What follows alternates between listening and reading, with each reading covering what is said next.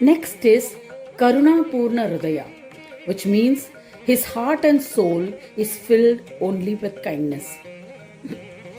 He does not allow it to diminish in any way. The next one is Kanchana Bodhayanti, meaning the recipient is gross but is brought to awareness. A great saint who lives his life by doing prarabdha karma, that is, doing his ordained duties as defined by destiny, regulates everything all the time. It may be apparent or not, but when one has his darshan, or one is able to touch him, or one has had the opportunity of listening to his discourse, or if one comes in contact with the cool breeze flowing from his body, all of them get purified. After that, if one gets the opportunity to be of service to him, then the fruits that he gets are much more in magnitude. In short, such a great saint is always pure and does the work of uplifting people in a very sahaja or spontaneous manner. Sri Gajanana Prabhu tells Varenya, "My greatest devotee Mudgal Muni is truly my own embodiment. By divine grace, the breeze that flows from his body has the power to cure several diseases." Once a prince by name of Daksha was afflicted by leprosy and was suffering from several other diseases as well. He was blind and deaf too. When the breeze touched his body, Prince Daksha became enveloped in a divine body. Not only that, he even acquired a pure mind filled with divine qualities. He became my staunch devotee and got all the fruits of my intellectual psychic powers. In another case, there was a fisherman by the name of Nama. He just casually happened to glance at Mudgal Muni. That glance was enough to burn away all the grave sins that he had committed. He later became a great Siddha Brahmin with a body resembling mine and was always absorbed in the contemplation of Brahma. There are many such examples. It is not possible to describe all of them. The object is that a great saint makes everyone he comes into contact pure and blessed. There is no distinction whether someone is deserving of it or not. Though, due to the merits earned previously through divine grace, a person may come into contact or be in the presence of such a great conscious spirit. The beings that live in all the three worlds, who are the support of all life, are endowed with the threefold qualities of purity, activity, and inertia, and perform their work with all people. The Sattvic serve the truthful people. They do not divert their attention on their virtues or the lack of it. Considering the need to protect Varnashrama Dharma, that is Dharma according to the caste as ordained by the Shastras, one should serve those who are worthy of being worshipped. They know only that much. Those with Rajasic qualities test on the basis of their own individual intellects and serve those who are deserving, based on their virtues, and censure those who do not deserve. But those with Tamoguna do not consider whether a person is virtuous or not. However, they criticize even those who may possess virtuous qualities and censure everyone all the time. Still, others' behavior does not affect the mind of a Yogendra. Concluding that it is their nature to behave in this way, the saintly men remain at ease. They do not hold anger or greed towards or against anyone.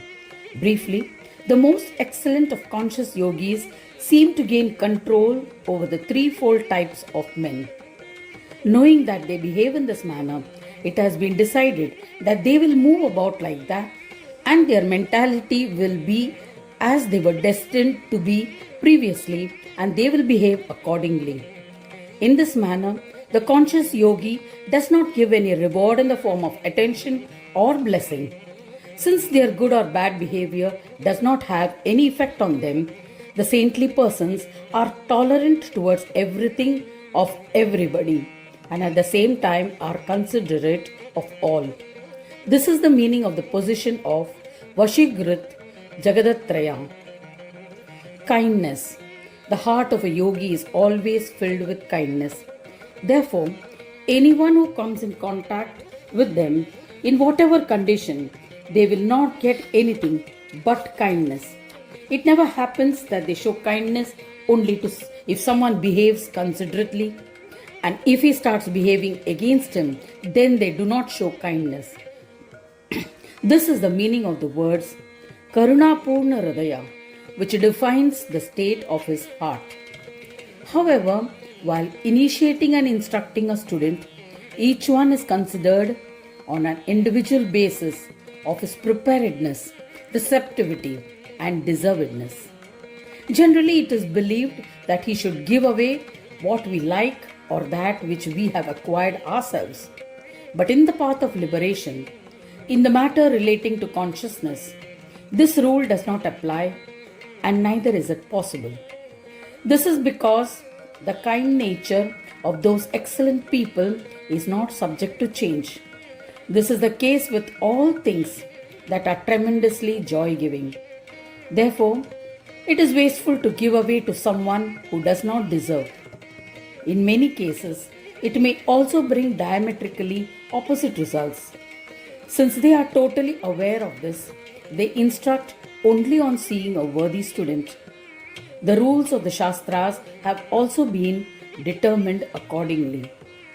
An excellent Yogindra will give instructions only to the extent of the essential reply to the question or to the extent of the student's right to know. They will not go beyond that. This is because they know that the capacity to understand increases step by step, culminating in the knowledge of the divine. Because if there is a student who is absolutely foolish, who does not have any anxiety to receive knowledge, then just because it is kind to receive knowledge, he will not initiate him into the special knowledge. What is the use?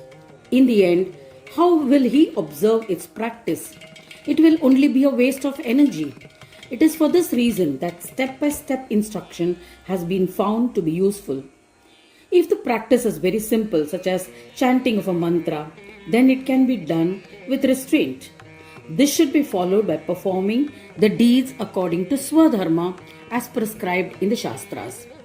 If this is done properly, it takes the form of penance, and then it is easy for the Sādhak to give up the sense objects.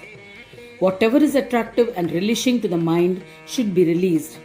This becomes possible because of the firmness in one's dharma and control over the sense organs. It is therefore necessary to know the experience which is not of the soul and what is the nature of the soul. Such internal contemplations begin in the Sādhak. In the same way, it is possible to step by step obtain the Yoga Jnana Siddhi or the knowledge of yogic powers. Therefore, for the purpose of initiation, it is necessary to ascertain the worthiness or unworthiness of the student. Besides, the one who instructs without ascertaining the worthiness or not of the individual should be considered ignorant.